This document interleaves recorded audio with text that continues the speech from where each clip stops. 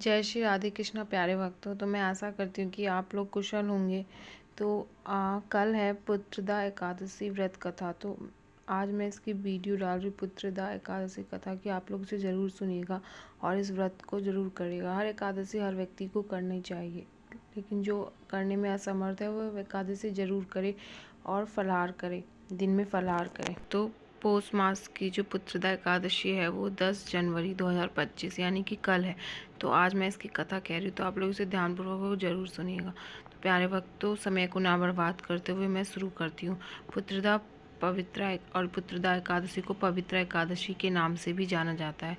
तो श्री युधिष्ठिर कहते हैं कि भगवान, मैंने श्रावण माह के कृष्ण पक्ष की कामिका एकादशी का सविस्तार वर्णन से सुना है, लेकिन आप मुझे सावन शुक्ल की एकादशी का नाम बताइए और व्रत करने से इसकी विधि तथा इसके महात्म्य की कृपा बताइए। मधुसूदन कहने लगे कि एकादशी का नाम पुत्रदा एकादशी और इस एकादशी को पवित्रता एकादशी भी कहा जाता है, ऐसा श्री कृष्ण जी कहते हैं युधिष्ठिर से। पुत्रदा एकादशी व्रत करने वाली व्यक्ति को पूजा के बाद सावन पुत्रदा एकादशी व्रत की कथा जरूर सुननी चाहिए। ऐसा करने से व्रत पूर्ण होता है और मनोकामनाएं पूरी होती हैं। अब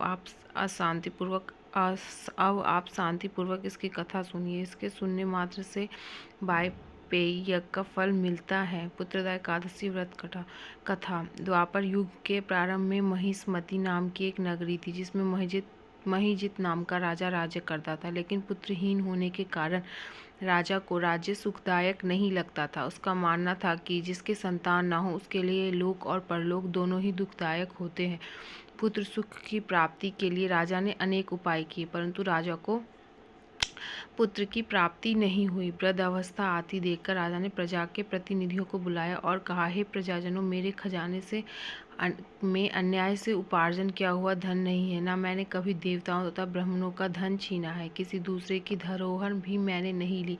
प्रजा को पुत्र के समान पालता रहा। मैं अपराधियों को पुत्र तथा वादवों की तरह दंड देता रहा। मैंने कभी किसी से घृणा नहीं की, सबको समान माना। सज्जनों की सदा पूजा करता हूँ। इस प्रकार धर्मयुक्त राज्य करते हुए भी मेरे पुत्र नहीं है, सो मैं अत्यंत दुख पा रहा हूँ। इसका क्या कारण हो सकता है? ऐसा राजा ने अपनी प्रजा से पूछा। राजा महिजीत की इस बात को विचारने के लिए मंत्री तथा प्रजा के प्रतिनिधि वन को गए। वहाँ वह बड़े ऋषि और मुनियों के दर्शन किए। राजा की उत्तम कामना को पूर्ति के लिए किसी श्रेष्ठ तपस्वी मुनि को देखते फिरते रहे। एक आश्रम में उन्हें एक अत्यंत वयोवृद्ध धर्म के ज्ञाता बड़े तपस्वी, परमात्मा में मन लगाए हुए निराहार जितेंद्रिय जितात्मा सनातन धर्म के गुरु तत्व को जानने वाले समस्त शास्त्रों के महात्मा लोमस मुनि को देखा, जिनका कल्प के व्यतीत होने पर एक रोम गिरता था। सब ने जाकर ऋषि को प्रणाम किया। उन लोगों का देखकर मुनि ने पूछा कि आप लोग किस कारण से आए हैं?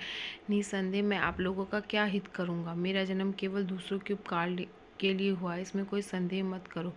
लोमस ऋषि के ऐसे वचन सुनकर सब लोग बोले, हे महर्षि, आप हमारी बात जानने में ब्रह्मा से भी अधिक समर्थ है। अंत आप हमारे संदेह को दूर कीजिए। महिष्मतीपुरी का धर्मात्मा राजा महिजित प्रजा के पुत्र के समान पालन करता है, फिर भी वह पुत्रहीन होने के कारण बहुत ज़्यादा दुखी है।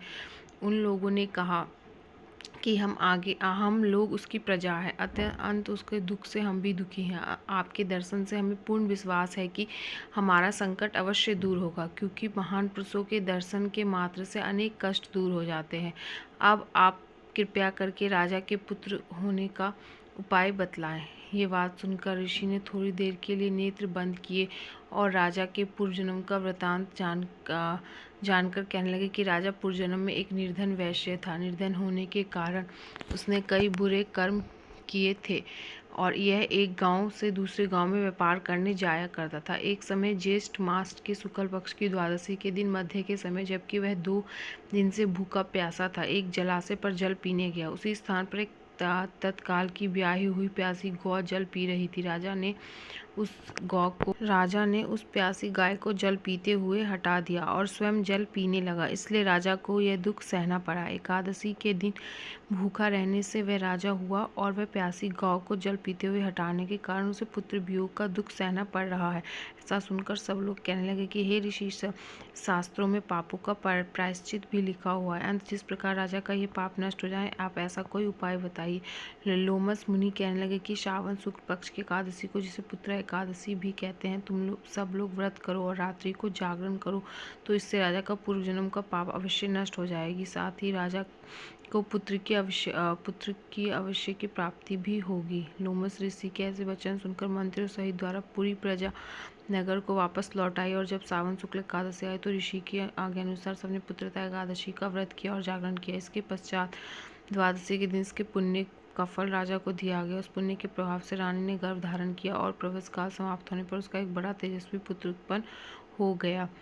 और उसके बाद जब उसका तेजस्वी पुत्र हो गया तो उसकी प्रजा उसके पास गई और कहने लगी, हे राजन, इस सावन शुक्ल एकादशी का नाम पुत्रदा पड़ा। अत संतान सुख की इच्छा हासिल करने वाले इस व्रत को अवश्य करें। इसके महात्म्य को सुनने से मनुष्य सब पापों से मुक्त हो जाता है और इस लोक में संतान सुख भोग कर परलोक में स्वर्ग को प्राप्त होता है। तो प्यारे भक्तों, यही थी पुत्रदा एकादशी की कथा। तो मैं आशा करती हूँ कि आपको ये कथा बहुत ही अच्छी लगेगी सुनने में और आप इसे ज़रूर सुनिएगा और इस व्रत को ज़रूर करिएगा। तो प्यारे भक्तों, आप इस कथा को सुनिएगा और इस व्रत को ज़रूर करिएगा। जय श्री राधे कृष्ण। प्यारे भक्तों, अगर आपको ये छोटी सी वीडियो पसंद आई एकादशी की तो आप इसे लाइक, सब्सक्राइब एंड शेयर ज़रूर करिएगा।